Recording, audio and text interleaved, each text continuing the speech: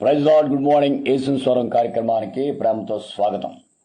ఉదయకాలం దేవుని వాక్యము యోబు గ్రంథం 37వ అధ్యాయము 5వ వచనం. దేవుడు ఆశ్చర్యకార్యములు మీ మధ్య చేయును, మనము గ్రహింపలేని గొప్ప కార్యములు చేయును. జాగ్రత్తగా వినాలి. దేవుడు ఆశ్చర్యకార్యములు చేయును, గ్రహింపలేని గొప్ప కార్యములు చేయును. పిల్లరా, ఈ ఉదయకాలం యేసుని స్వరం కార్యక్రమం ద్వారా మీకు తెలియజేసే పరిశుద్ధాత్మ వాక్యం ఏంటంటే, ఆశ్చర్యకార్యాలు చేసే దేవుడు నీకు నాకు ఉన్నాడన్న సంగతి మర్చిపోదు. ఆయనకు పేరు ఉంది, ఆశ్చర్యకారుడు. Is a wonderful god. గమనించాలి. ఆశ్చర్యకార్యాలు చేసే దేవుడు నీకు ఉన్నాడు కాబట్టి ఎటువంటి పరిస్థితులు నిరాశపడొద్దు, కంగారు పడొద్దు.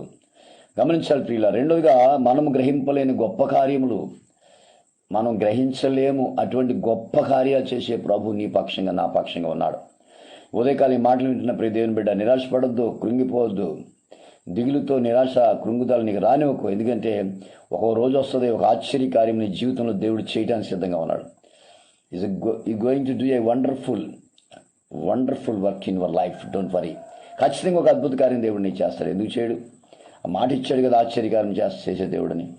రెండోగా చూస్తే, గ్రహింపలేని గొప్ప కార్యం. అనుకో, ఇలా జరుగుతుందా, నా బతికి ఎంత బాగుంటుందా, నేను ఇంతగా హెచ్చింపబడతానా, ఇంతగా దీవించబడతానని ఆశ్చర్యపడే రోజు ఒక రోజు నీకు వస్తుంది. గ్రహించలేవు నువ్వు. దావీదు అనుకోలేదు, గొర్రెలు కాల్చుకునేవాడు నేను రాజునవుతాను. దావీదు ఏనాడు అనుకోలేదు, గ్రహించలేదు, అనుకోలేదు. అద్భుతం జరిగింది. దావీదు గ్రహించలేని గొప్ప కార్యము, గొర్రెల కాపరి రాజుగా అయిపోయాడు. గమనించాలి పిల్లలు. పేతురు ఎప్పుడు అనుకోలేదు, నా జీవితం అంతా జాలరగా చేపలు పట్టుకుని బతుకుతానులే, నా బతికింతేలే అనుకున్నాడు. కానీ పేతురు గ్రహించలేదు, పేతురు అనుకోలేదు. అద్భుత కార్యం. ధోని ఎక్కిన ప్రభు నిన్ను మనుషులు పట్టు జాలరులుగా చేస్తాడు. What a wonderful promise of God. గమనించారు పిల్లరా, ఉదయకాలం నీ జీవితంలో కూడా దేవుడు అలాగే అద్భుత కార్యం చేయబోతాడు. మోషే అనుకోలేదు, మాంగారు దగ్గర పనిచేశాడు. ఐగుప్తు దేశంలో ఉన్నాడు. తను ఇన్ని లక్షల ఇశ్రాయేల్ని నడిపిస్తాడని మోషే ఏనాడు అనుకోలేదు. కానీ గ్రహింపలేని గొప్ప కార్యాలు మోషే విషయంలో చేశాడు. ఈ మాటలు వింటున్న ప్రియ దేవుని బిడ్డ, నీ జీవితంలో ఒకరోజు వస్తుంది, గ్రహింపలేని గొప్ప కార్యాలను చూస్తావు.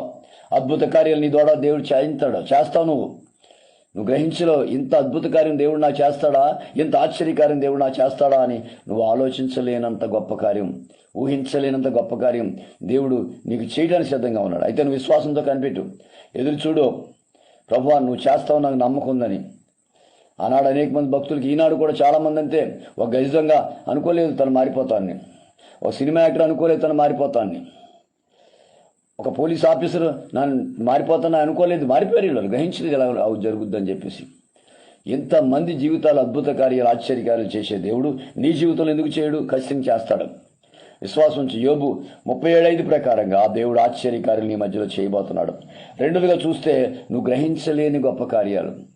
నువ్వు అనుకో ఇలా జరుగుతుంది, కానీ ఆ కార్యం దేవుడు నీ చేయడానికి సిద్ధంగా ఉన్నాడు. ఉదయకాలం ఈ మాటలు వింటున్న దేవుని బిడ్డ, విశ్వాసంతో ముందుకు సాగిపో. ఒక రోజు వస్తుంది, ఆశ్చర్యకార్యం నువ్వు చూడబోతున్నావు. ఓ రోజు వస్తుంది, అద్భుత కార్యం నువ్వు చూడబోతున్నావు.